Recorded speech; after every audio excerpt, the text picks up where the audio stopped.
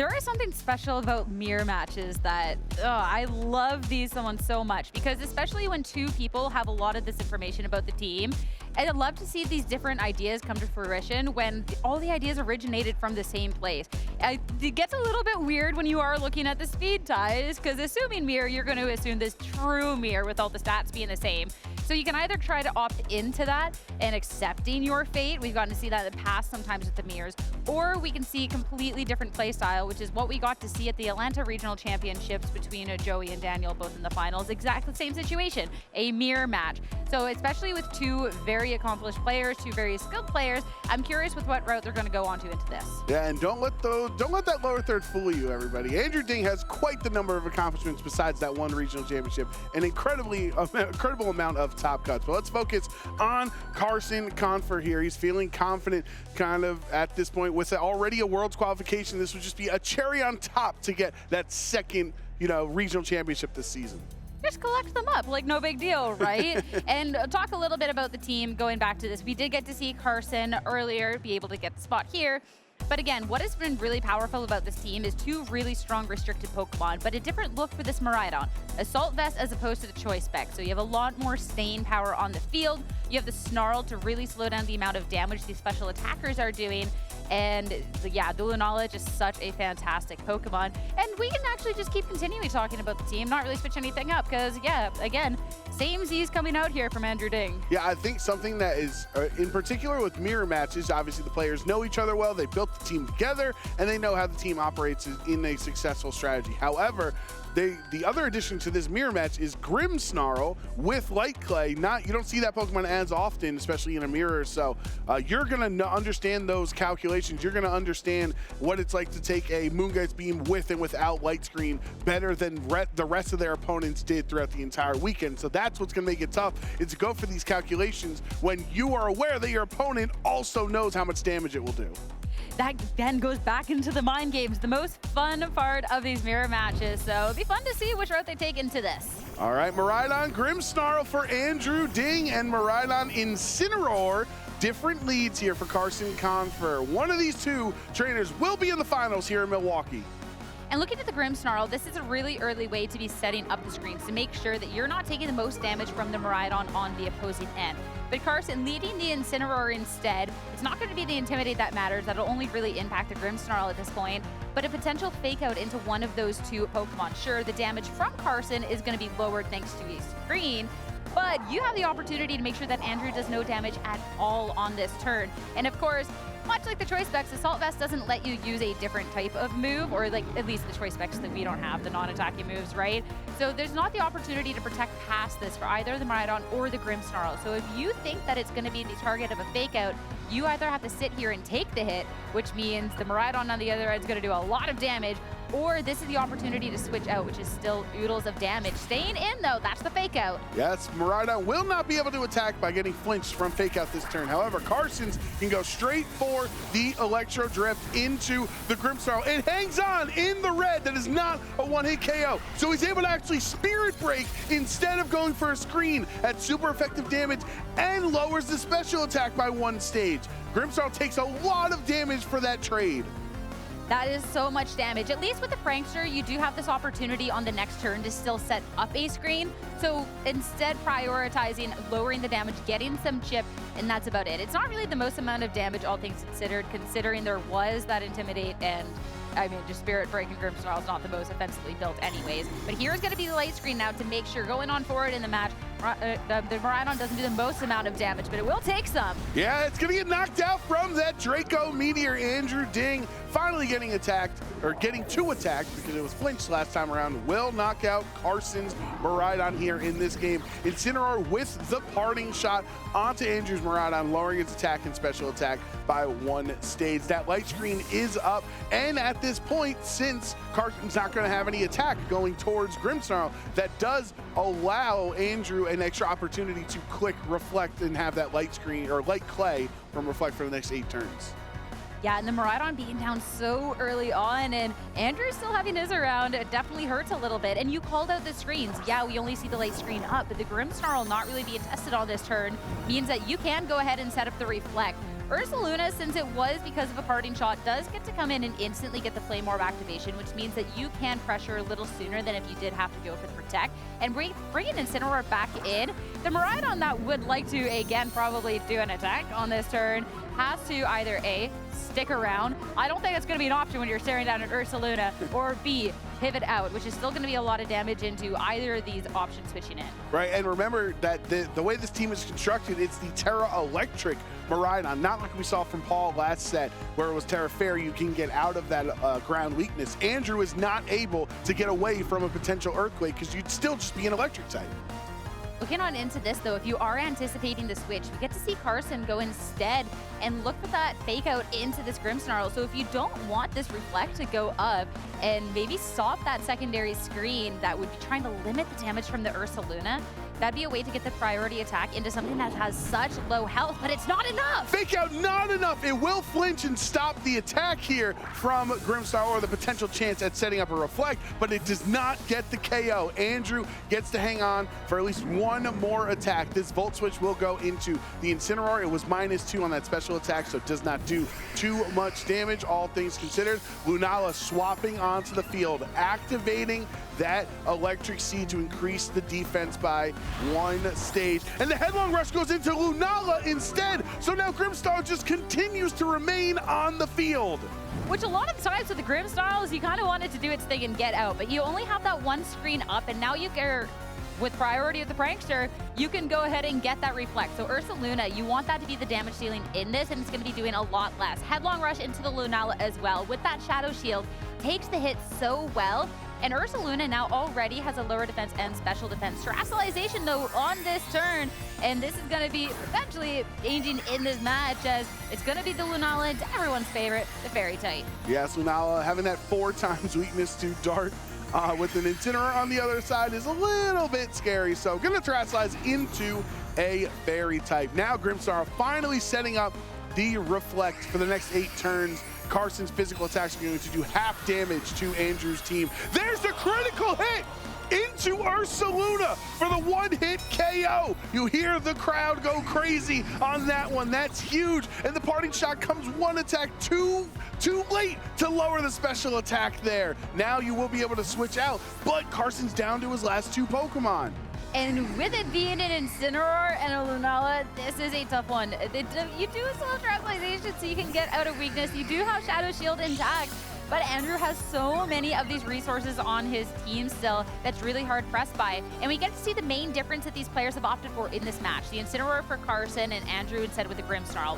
Meaning at this point in the match, Carson does not have any screens to help keep his Pokemon safe. The only way to be lowering the damage is going to be, well, Intimidates onto the Grimmsnarl. Again, it's not really doing the most. Or something like the Parting Shot, which is just going to take a little bit of time, and I don't really think that's time that Carson has on this turn. Lunala, the Shadow Shield's going to help you once, but you're not targeting a super effective hit into the Lunala on the other side anymore. And especially if you're on the wrong end of a speed tie, that's going to be tough. And even if you're on the right side, you get rid of Lunala, well then what's the Miraidon going to do? Now that Lunala on Andrew's end is not a ghost type, he can get faked out, but Lunala for Carson will avoid the Thunder Wave. Not going to have that speed lowered. Now it's time for Lunala to KO Grimmsnarl. Andrew finally getting his Pokemon knocked out. Grimmsnarl stayed around on the field for way longer than we usually see in a battle of VGC. Now the electric terrain has disappeared from the field, so this is a perfect time for Andrew to bring Miraidon back in. That's where things get a little bit interesting. That would have been nice with the Thunder Wave to really make sure that within the speed tie situation for the Lunalas, that you would have been the faster one guaranteed and always the chance at the paralysis. We're in a situation now, Miraidon's out on the field, but Lunala has that Shadow Shield intact.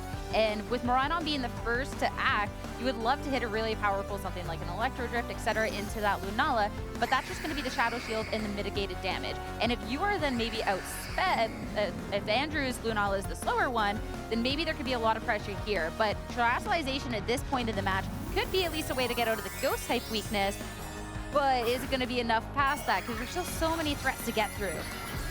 Here is the Terastallization on Carson's side to Terastallize his Lunala into a Fairy type as well. Since there's access to Moongeist Beam on the other end, getting out of that weakness. Here's the Electro Drift from Andrew into Carson's Incineroar, and that is enough for the knockout. So Carson down to his last Pokemon. Incineroar not able to knock off the Assault Vest, potentially on Miraidon, or go for any damage or a parting shot onto either of them. It's just Lunala left.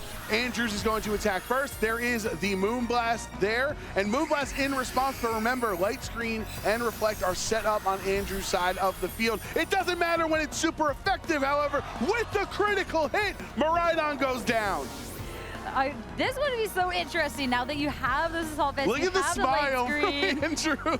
Hey, you got the critical hit, smile, you got it. And now, critical hit, you lose a Pokemon.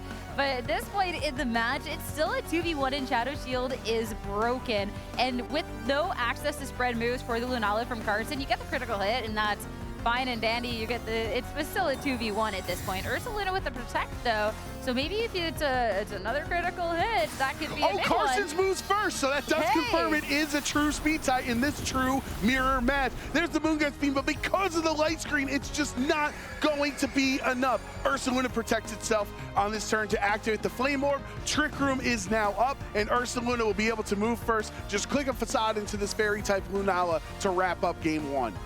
Yeah, go for the Trick Room. You got an Ursaluna, and now, yeah, the Shadow Shield's broken. You can just go ahead and go for the attacks. And yeah, when we're looking at a mirror match between these two, I would hope that there's all speed ties, but it's not going to be enough from that Ursaluna. So now Lunala gets this chance to attack, but the double up, Carson's will go down.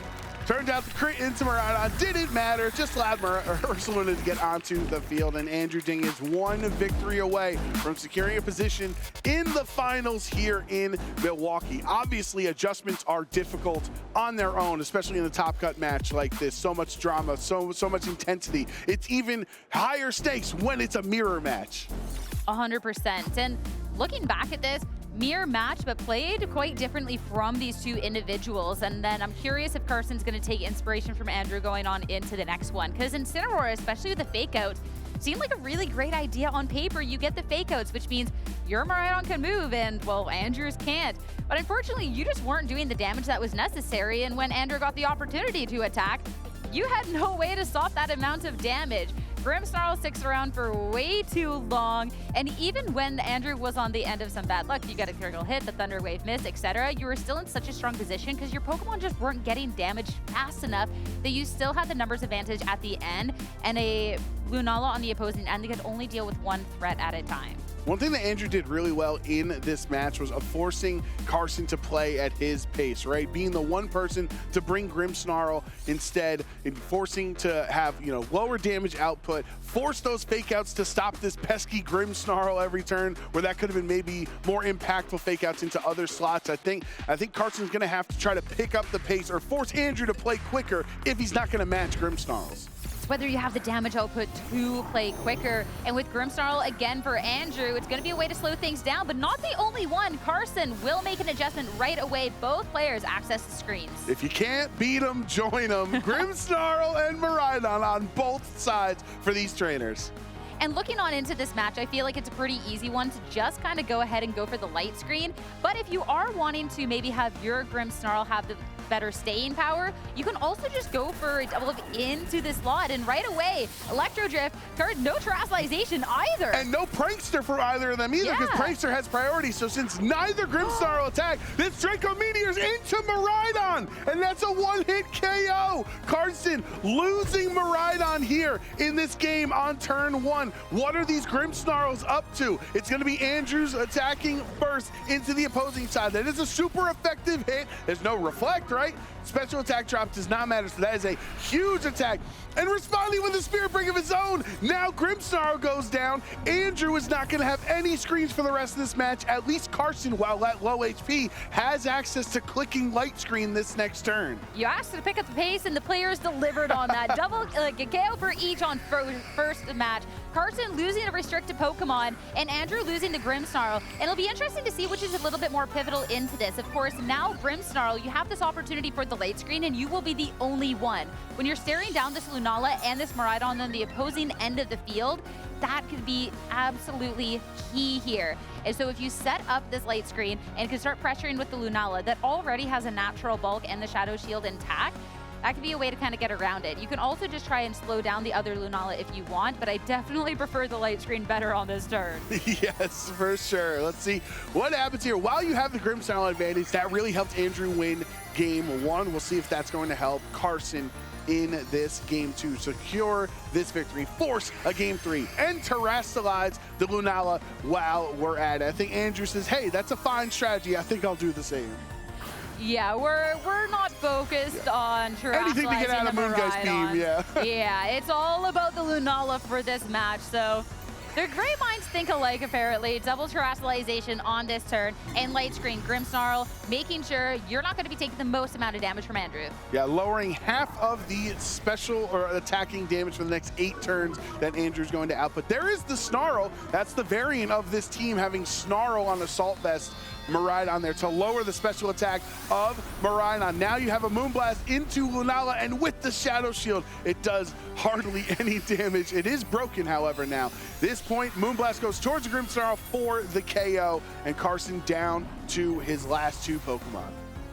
And even though there is the light screen, so Andrew's not going to be doing as much damage, something like that Snarl is going to be pretty key for this Lunala in making sure that it's not doing the most amount of damage. And down to final 2 Pokemon, you can't switch that out to get rid of that drop. You're down to 2 Pokemon. The Miraidon can still pressure quite a bit.